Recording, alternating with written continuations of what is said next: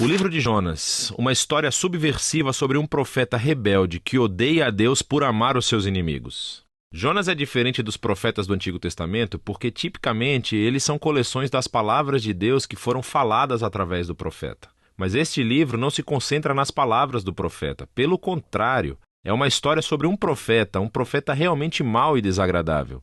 Jonas aparece apenas uma outra vez no Antigo Testamento. É durante o reinado de Jeroboão II, um dos piores reis de Israel.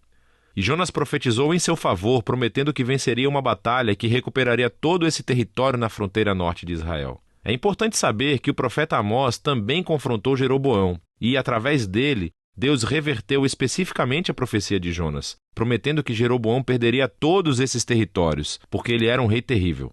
Então, antes mesmo da história de Jonas começar, suspeitamos do caráter dele. O livro de Jonas tem um belo conceito com todo esse emparelhamento e simetria literária. Então, você tem os capítulos 1 e 3 contando a história do encontro de Jonas com não-israelitas. Primeiro com alguns marinheiros e depois com os inimigos que Jonas odiava, os ninivitas. E cada parte mostra um contraste cômico entre o egoísmo de Jonas e a humildade e arrependimento dos pagãos. Os capítulos 2 e 4 contêm orações de Jonas. Uma é uma oração de arrependimento, e a outra é uma oração onde Jonas ataca a Deus por ele ser muito bom. Agora, esse conceito cuidadoso do livro é acompanhado por um estilo realmente único de narração. A história está cheia de todos esses personagens estereotipados que, ironicamente, fazem exatamente o oposto do que você acha que eles fariam. Então, você tem o profeta, o homem de Deus, que se rebela e odeia o seu próprio Deus. Você tem os marinheiros, que são supostamente imorais, mas, na verdade, eles têm corações suaves e arrependidos e se voltam para Deus em humildade. Você tem o rei do império mais poderoso e sanguinário do planeta, e ele se humilha diante de Deus por causa do sermão de 5 palavras de Jonas, e até as vacas do rei se arrependem.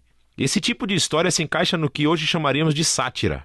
Essas são histórias sobre figuras conhecidas que são colocadas em circunstâncias extremas, e elas usam humor e ironia para criticar a sua estupidez e as suas falhas de caráter. Vamos nos aprofundar e ver como todas essas peças se encaixam. A história começa quando Deus fala com Jonas e o encarrega de pregar contra o mal e a injustiça em Nínive, a capital do Império Assírio, o inimigo cruel de Israel.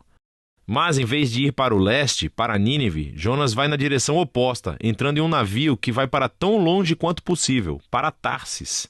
Agora, a grande questão aqui é, por que Jonas foge? Ele está com medo? Será que ele simplesmente não gosta de ninivitas e não foi nos dito ainda?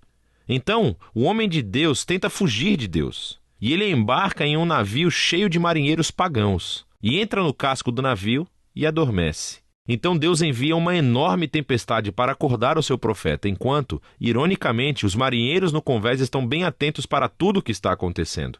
E eles conseguem discernir que há um poder divino em ação aqui. Então eles lançam os dados e descobrem que Jonas é o culpado. Então, eles pediram a Jonas que se explicasse. Jonas falou um monte de bobagens religiosas. Ele diz, sim, sou hebreu e adoro o Senhor, o Deus que fez o mar e a terra seca.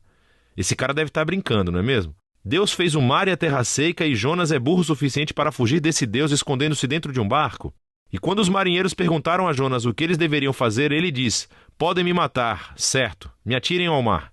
O que parece meio nobre no princípio, até que você percebe que isso era, na verdade, uma atitude completamente egoísta. Quer dizer, que melhor maneira de evitar ir a Nínive? Então ele coloca o seu sangue nas mãos de marinheiros inocentes, tentando forçá-los a matá-lo.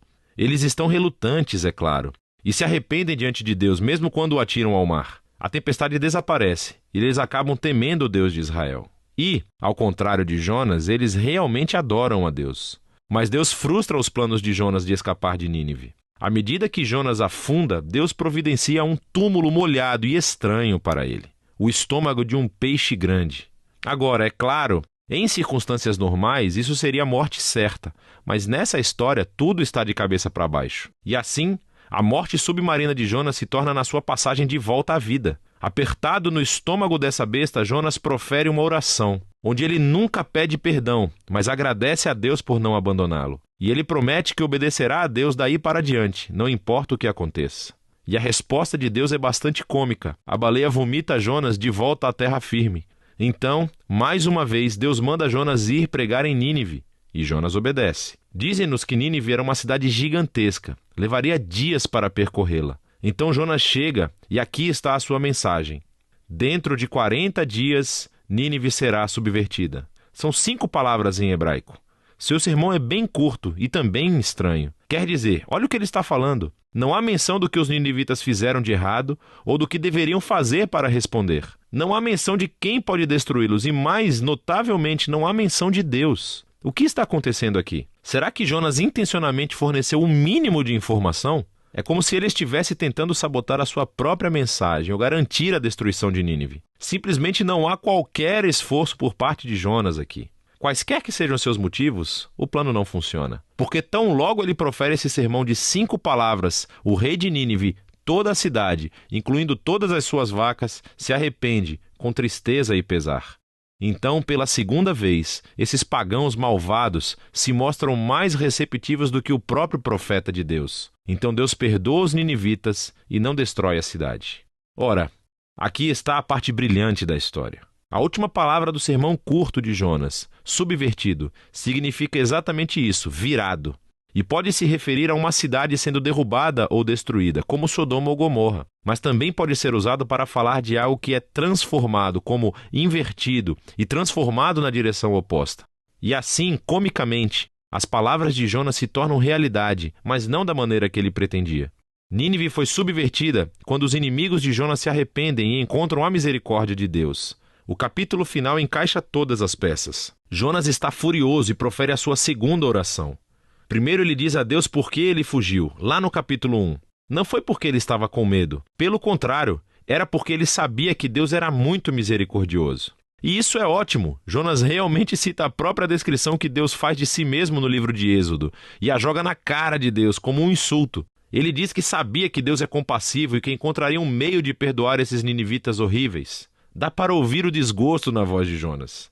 Jonas então interrompe a conversa e ora para que Deus o mate ali mesmo. Ele prefere morrer do que viver com um Deus que perdoa os seus inimigos. Para a sorte de Jonas, Deus não obedece e simplesmente pergunta se a ira de Jonas é justificada. Jonas ignora a pergunta e sai da cidade para acampar em uma colina próxima, esperando para ver o que pode acontecer. Quem sabe os ninivitas se arrependam do seu arrependimento e acabem sendo destruídos. Mas o que acontece a seguir é muito estranho. Deus fornece uma planta para proteger Jonas do sol e isso deixa muito feliz. Mas Deus envia um pequeno verme para comer a planta e Jonas perde a sua sombra. E no calor do sol, Jonas novamente pede a Deus para que o mate. Assim Deus pergunta a Jonas novamente se a sua raiva é justificada. E Jonas resmunga: absolutamente, agora me deixe morrer. E essas são as últimas palavras de Jonas na história do livro. As palavras finais de Deus são o que conclui o livro.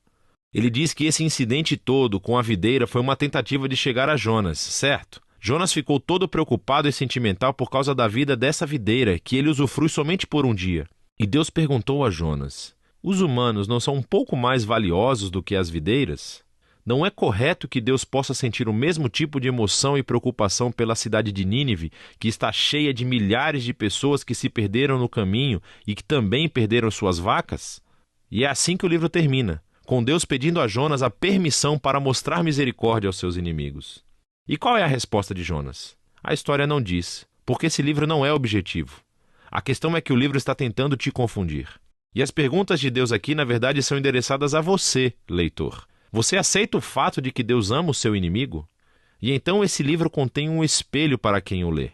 Em Jonas, vemos as piores partes do nosso próprio caráter ampliado, o que deveria gerar humildade e gratidão, que Deus ama os seus inimigos e tolera o Jonas que vive dentro de cada um de nós.